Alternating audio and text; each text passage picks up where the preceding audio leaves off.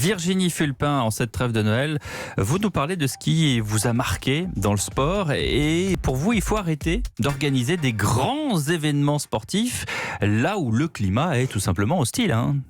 Parmi les images fortes de cette année sportive, les mondiaux d'athlétisme de Doha, avec ces scènes hallucinantes de marathoniens déshydratés qui font des malaises au milieu de la nuit. Exactement. Dans les rues désertes de la capitale qatari. Et puis ces gigantesques tuyaux souffleurs de climatisation dans un stade à ciel ouvert. Des images tristes au mieux, révoltantes au pire, et des images qui doivent en tout cas nous faire réfléchir au moment où on fait le bilan de cette année. Quand on choisit un lieu pour une grande compétition internationale, on ne doit plus faire l'économie d'une réflexion sur le climat de l'endroit désigné. Le sport ne peut pas être complètement hors sol et faire abstraction du monde qui l'entoure. Ça n'est pas bon pour les athlètes, on les a vus souffrir à Doha. Ça n'est pas bon non plus pour les spectateurs, enfin quand il y en a. On peut se faire la même réflexion avec la Coupe du Monde de rugby organisée au Japon en pleine saison des typhons. C'est mieux les typhons. Vous vous souvenez, il y a eu des matchs annulés, France-Angleterre, qu'on attendait quand même. Annuler des matchs, ça fausse la compétition. Alors si c'était dû à un événement climatique complètement inattendu, soit on s'adapte dans l'urgence.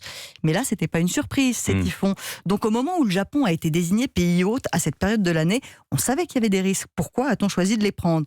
Ça mérite, je pense, une réflexion plus globale sur les lieux choisis pour les événements sportifs et la période de l'année. Bon, je vous vois venir, vous allez me parler de la Coupe du Monde de foot au Qatar en 2022, qui sera la première à avoir lieu l'hiver. Oui, alors les mondiaux d'athlétisme, ils avaient déjà été décalés, mais un petit peu. Normalement, c'était en plein été, là c'était fin septembre, début octobre. Visiblement, ça ne suffisait pas, donc la Coupe du Monde de football aura lieu, elle, en novembre et décembre.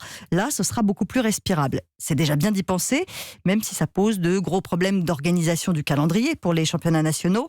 Je crains qu'on soit de plus en plus obligé de procéder à des adaptations, des manifestations sportives à cause du changement climatique. L'Open d'Australie de tennis se joue en janvier, c'est l'été là-bas. Il y a 2 ans, on frôlait les 40 degrés, il y a eu 9 abandons au premier tour, des joueuses et des joueurs déshydratés.